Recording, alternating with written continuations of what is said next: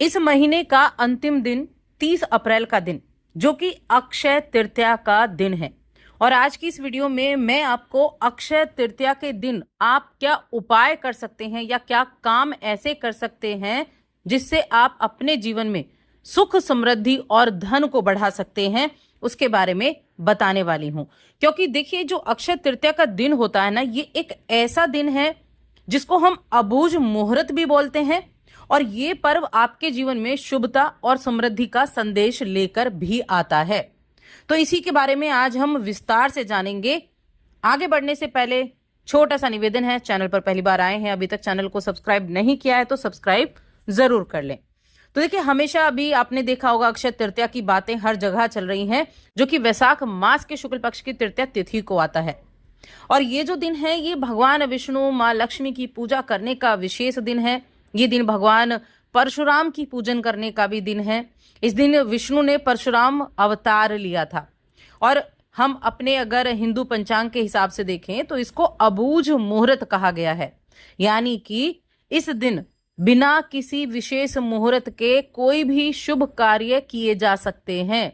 और जो भी जातक अपने जीवन में समृद्धि चाहता है, सुख शांति चाहता है, वैभव चाहता है, वो इस दिन जो कार्य आज मैं आपको बताने वाली हूं उनमें से कुछ कार्य तो जरूर करेगा। क्योंकि इतने बड़े बड़े जो है वो काम भी नहीं है जिनको आप कर नहीं सकते। और उसके द्वारा जो ये कहते हैं ना कि इस दिन अगर आपने कुछ भी पूजा पाठ की, इस दिन आपने कुछ दान धर्म किया, तो वो कभी क्षय नहीं जाता, वो कभी खत्म नहीं होता, उसका पुण्य आपको मिलता ही मिलता है। तो चलिए विस्तार से जान लेते हैं इस दिन से जुड़ी हुई हर एक चीज के बारे में कि क्या आप कर सकते हैं। तो मैं इस वीडियो में आपको 5 चीजें बताने वाली हूं जिनके अद्भुत लाभ आपको देखने को मिलते हैं। अब आप इनमें से 5 के 5 भी कर सकते हैं और 5 में से जो आपकी इच्छा वो भी कर सकते हैं। तो सबसे जो पहली चीज है वो क्या है? वो है अक्षय तृतीया। देखिए, अक्षय तृतीया का अगर आपने देखा हो ना तो उसमें एक पात्र दिखाई देता है आपको, जो कि सोने चांदी से भरा हुआ होता है। वो पात्र क्या है? भगवान श्री कृष्ण ने पांडवों को एक अक्षय पात्र दिया था जिसमें से कभी भी अन्न खत्म नहीं होता था, वो कभी खाली नहीं होता था। ऐसा वो पात्र है। यानी कि उस पात्र को आप भर सकते हैं कुछ उपाय करके। पहली चीज है लक्ष्मी नारायण की पूजा करना। अब अक्षय तृतीया के दिन विशेष रूप से लक्ष्मी नारायण स्वरूप की पूजा करने का महत्व होता है। इसमें क्या होता है, देवी लक्ष्मी, भगवान विष्णु ये विराजमान होते हैं। और उनके जब आप आराधना करते हैं, पूजा पाठ करते हैं, तो आपको जीवन में सच्ची समृद्धि मिलती है और संतुलन आपके जीवन में आता है। तो सुबह स्नान आदि करें। आप क्या घर के आसपास कोई मंदिर है तो वहां जाकर पूजा करें, नहीं तो घर में बैठकर भी कर सकते हैं। पीले पुष्प लें, तुलसी के पत्ते लें, चंदन, धूप, दीपक, इन सभी का विशेष महत्व होता है। इनसे आप पूजा करें। इससे धन धान्य सौभाग्य में वृद्धि होगी, हर क्षेत्र में उन्नति के मार्ग खुलते हैं और आपके घर में जो बाधाएं चल रही हों उनसे भी मुक्ति मिलती है। ये एक उपाय हो गया। अब इनको करना देखिए पूरी श्रद्धा के साथ है, श्रद्धा के साथ करें जो भी करें अपने पूरे, कि हाँ अगर आप ये करते हैं तो भगवान का आशीर्वाद आपको जरूर प्राप्त होगा। दूसरा आपका जो कार्य है वो है विष्णु सहस्त्र नाम का पाठ। बहुत ही उत्तम, अत्यंत पुण्यदायक माना गया है अक्षय तृतीया के दिन भगवान विष्णु के सहस्त्र नामों का जाप करना। समस्त दुख, रोग, दरिद्रता सब समाप्त होता है। तो यही करना है। सुबह स्नान आदि करने के बाद में हो सके तो पूर्व दिशा की ओर मुख करके आसन पर बैठें और भगवान विष्णु का ध्यान करें। उसके बाद अपने मन से, शुद्ध मन से पाठ को करना प्रारंभ करें। मन को एकाग्र रखें, हर नाम का उच्चारण पूरी श्रद्धा के साथ करें। ये जो उच्चारण है ना, ये आपके मन को शांति देगा, चिंताओं का नाश करेगा, अध्यात्म उन्नति देगा, भाग्य में वृद्धि देगा। और जिस कार्य को लेकर आप इस पाठ को करेंगे उसको सरलता से सिद्ध भी करेगा। इतनी ताकत होती है इस एक नाम में। आप इस दिन करके देखें। तीसरी चीज कर लेते हैं, बता देते हैं तीसरी चीज क्या है। तो देखिए, तीसरी चीज क्या है कि माँ लक्ष्मी के कुछ प्रतीक होते हैं।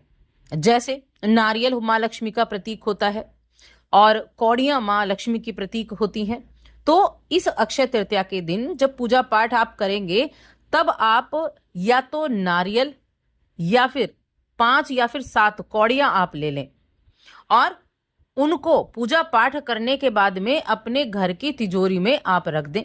अद्भुत सुधार होता हुआ आपको दिखेगा, नेगेटिविटी खत्म होगी और आप पॉजिटिविटी को बड़ा एक आकर्षण कर पाएंगे।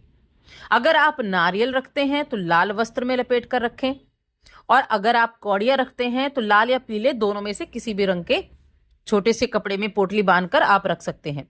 इससे न केवल धन में वृद्धि होगी, घर में सुख शांति भी रहेगी। रिश्तों को लेकर अगर स्थिरता नहीं थी तो वो भी आएगी। सौभाग्य का वास आपके घर में होगा, मां लक्ष्मी की विशेष कृपा रहेगी। चौथी चीज क्या होती है? चौथी चीज है सबसे बड़ा और पुण्यदायक काम, दान करना और पुण्य अर्जित करना। कहते हैं ना, दान से बड़ा कुछ नहीं। तो देखिए, इस दिन आप दान कर सकते हैं अपने पुण्य कर्मों के लिए। ये बहुत सर्वश्रेष्ठ माना गया है। दान किस चीज का किया जाता है? दान के लिए आप कैसा भी दान कर सकते हैं अपनी सामर्थ्य के अनुसार। अन्न का दान, वस्त्र का दान, धन का दान, क्योंकि इस दिन जब आप दान करते हैं तो ये अक्षय हो जाता है, यानी कभी नष्ट नहीं होता। अपनी सामर्थ्य के अनुसार करें। छाता दान कर सकते हैं, जूते चप्पल दान कर सकते हैं। जरूरतमंदों को दान करना पुण्यकारी माना गया है, जरूरतमंद को ही दान करना है।